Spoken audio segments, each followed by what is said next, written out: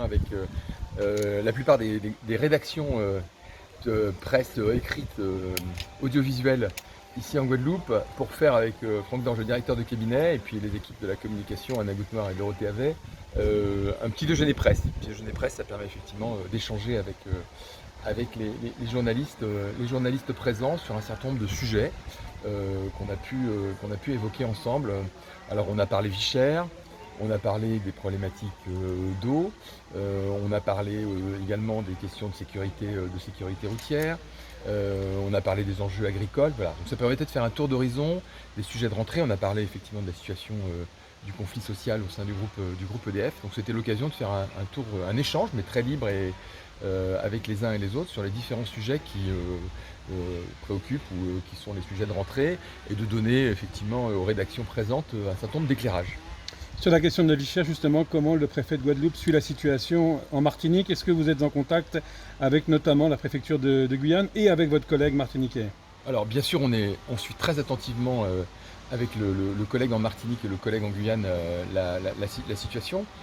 La situation est peut-être différente d'un département, d'un territoire à l'autre.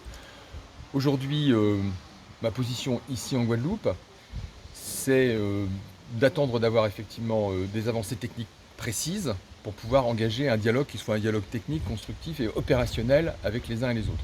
Je pense qu'on peut se lancer dans des discussions qui seront utiles. Je pense que c'est un peu prématuré.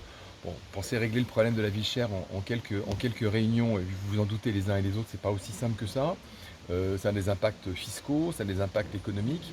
Et voilà. Et donc se lancer dans une discussion, ce sera évidemment et sans doute tout à fait nécessaire avec les uns et les autres, mais il faudra le faire avec effectivement un certain nombre de déterminants, un certain nombre de données techniques qu'on est en train aujourd'hui de rassembler, y compris effectivement au niveau du ministère en charge des Outre-mer, avec lequel on travaille aussi en étroite collaboration. Voilà. Dès qu'on aura pu avoir ces avancées et y voir clair sur les différentes pistes qui sont aujourd'hui ouvertes, là ce sera beaucoup plus intéressant et beaucoup plus opérationnel d'ouvrir un échange et d'ouvrir un débat ici en Guadeloupe.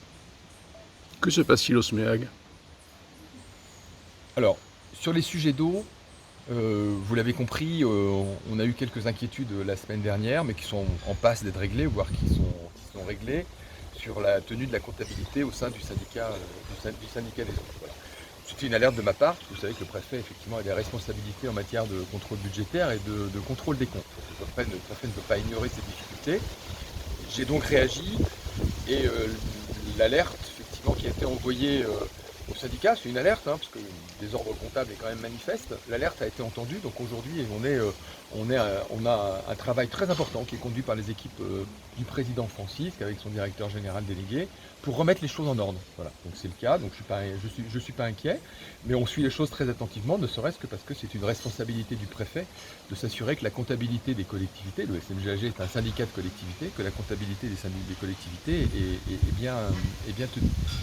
Ensuite, on est toujours très mobilisé avec le président Harry Chalus et le président Guy Losbar sur les travaux d'investissement qui vont être conduits. Vous savez qu'au début du mois d'août, on avait présenté avec la région et le département un plan d'investissement. Voilà, aujourd'hui, il n'est pas remis en cause. C'est même notre priorité absolue avec le président de région et le président du département de mener à bien sur les prochains 18 mois ce plan de sortie des tours d'eau. C'est un plan d'investissement accéléré qui permet de résoudre le sujet. Voilà.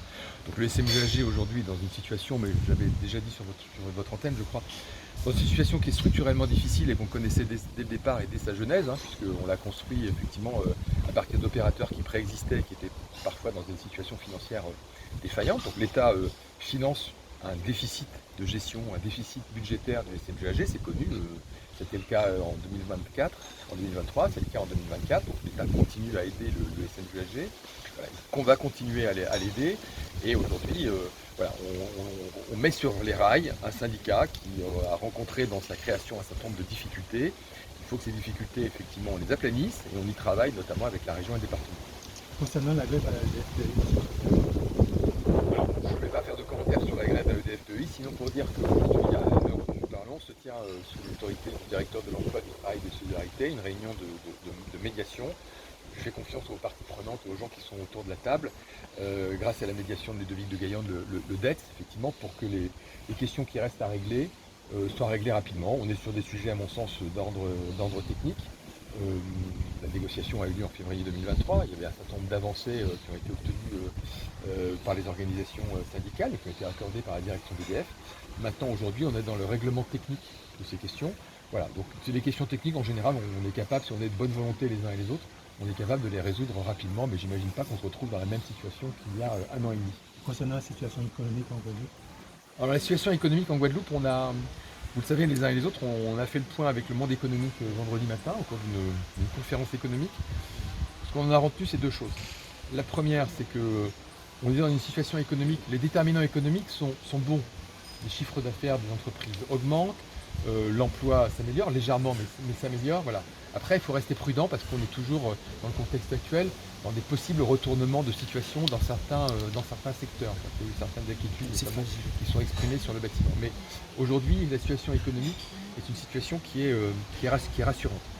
Ensuite, et ce qui est important et ce sur quoi on a échangé également, c'est que aujourd'hui les investissements publics, alors l'État, la région, le département, sont très importants. C'est près de 500 millions d'euros par an qui sont engagés par la puissance publique au sens large, en tous les cas les deux collectivités majeures et l'État, pour soutenir l'investissement et donc l'économie en Guadeloupe. Voilà. Donc, parfois on dit qu'il faut mettre plus d'argent sur les territoires d'outre-mer, etc. Aujourd'hui il y en a beaucoup et tout le monde s'emploie effectivement. Après il faut que, c'était le message qu'on a fait passer, il faut que les acteurs économiques s'emparent de ce potentiel économique très important, de ce potentiel d'investissement pour mener les chantiers, faire les travaux, etc. Il y a des difficultés d'organisation, il y a des difficultés qui sont liées au délai de paiement, mais là aussi on y travaille, qui sont liées effectivement à la difficulté de certaines entreprises, à leur fragilité, des problèmes de trésorerie d'entreprise, etc. Voilà, donc c'est tout ça qui a été